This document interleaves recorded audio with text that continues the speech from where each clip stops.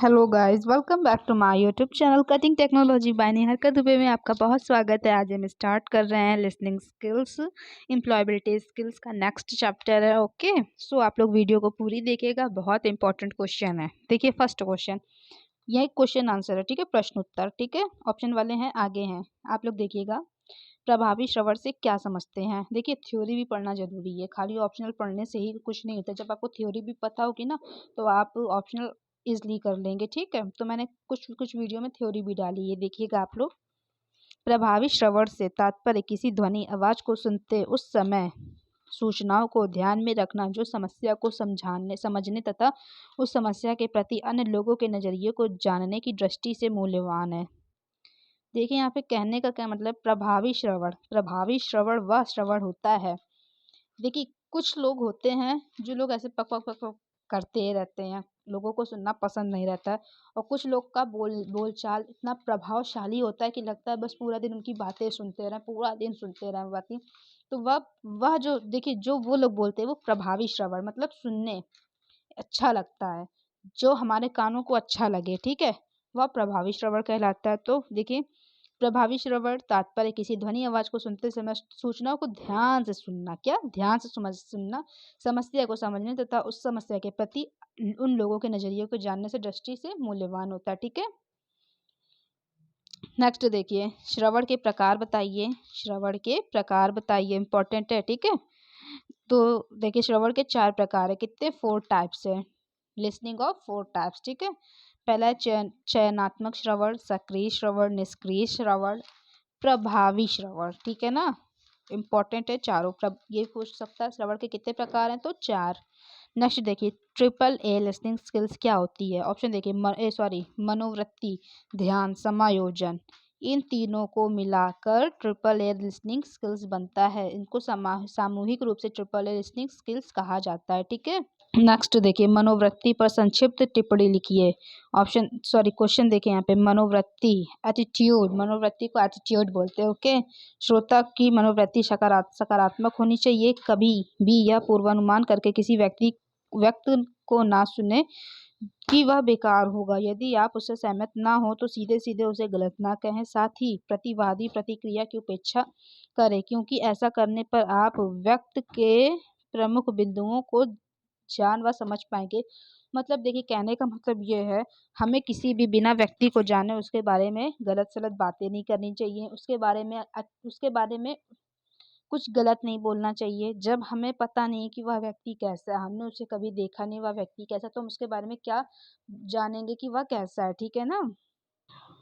अब देखिए एमसी के ऊपर आते हैं। फर्स्ट क्वेश्चन देखिए, सुनने का तात्पर्य है। ऑप्शन देखिए, आसपास मौजूद दीपकों से उत्पन्न आवाज का कानों तक पहुंचना, किसी व्यक्ति विशेष की बातों पर ध्यान देना, चेतन रूप से कुछ विशेष व्यक्तियों ध्वनि पर ध्यान देना। तो इसका राइट आंसर ऑप्शन डी है, उपरोक्त सभी, ठीक है। नेक्स्ट क्वेश्चन देखिए, पढ़ते समय अगर आसपास कोई शोर हो रहा है तो हमें उसे शांत करने की कोशिश करनी चाहिए, उस पर ध्यान नहीं देना चाहिए, कुछ देर बाहर निकलकर उसमें शामिल होना चाहिए, मुंह ढककर कुछ देर सो जाना चाहिए, तो उस पर ध्यान नहीं देना चाहिए।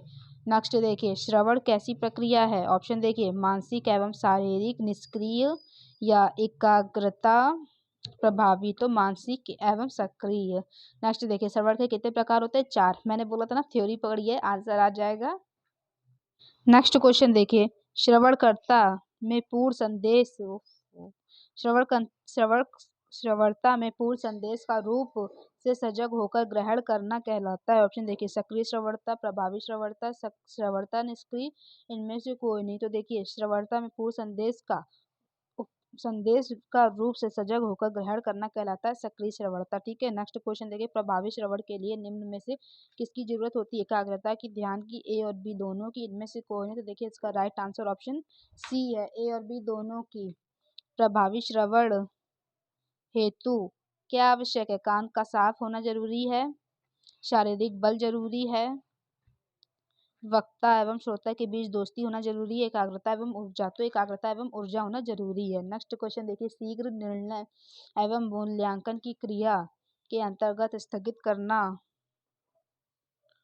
होता है। ऑप्शन देखिए, चयनात्मक श्रवण, सक्रिय श्रवण, प्रभावी श्रवण, निष्क्रिय श्रवण, तो प्रभावी श्रवण, ठीक है। देखिए नेक्स्ट क्वेश्चन, विषय में अरुचि श्रवण में बाधा उत्पन्न करती है, प्रभावी, निष्क्रिय, चयनात्मक, इनमें से कोई नहीं, तो इसका राइट आंसर ऑप्शन ए प्रभावी। नेक्स्ट देखिए, प्रभावी श्रवण में बाधाएं उत्पन्न करने से संबंधित है, पदों में अंतर, पूर्वानुमान लगाना, ए और बी दोनों, इनमें से कोई नहीं, तो इसका राइट आंसर ऑप्शन सी है। ठीक है, नेक्स्ट क्वेश्चन देखिए, निम्न में से कौन सा प्रभावी श्रवण में अवरोधक है, समायोजन, एकाग्रता, मन विचलन, ऊर्जा।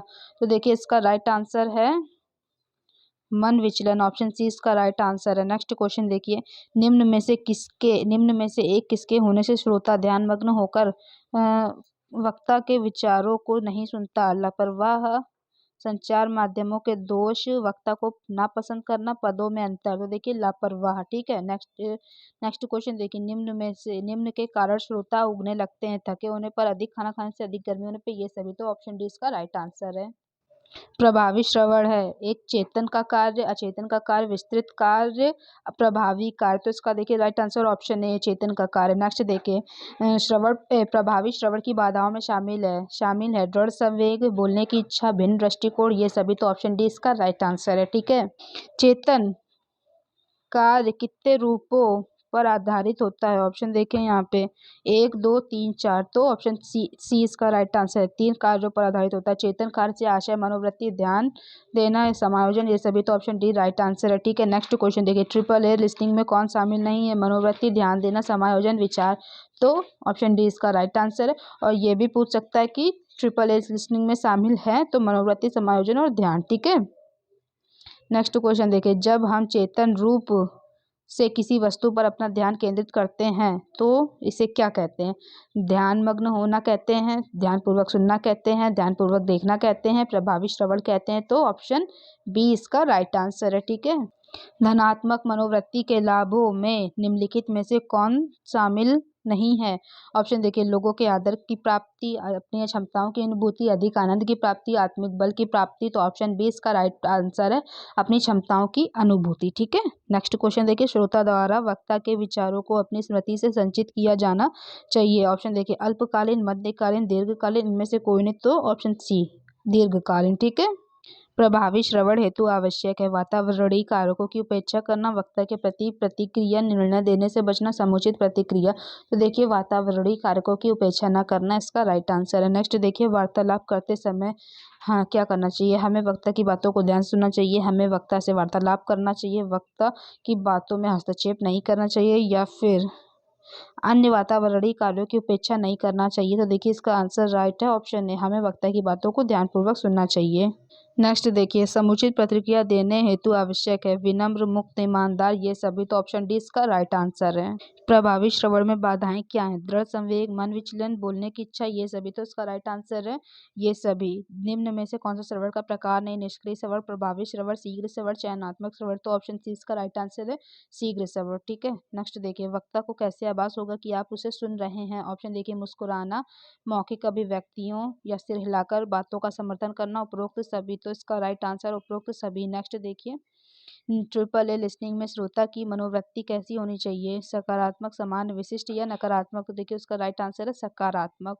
Okay, thank you for watching my video.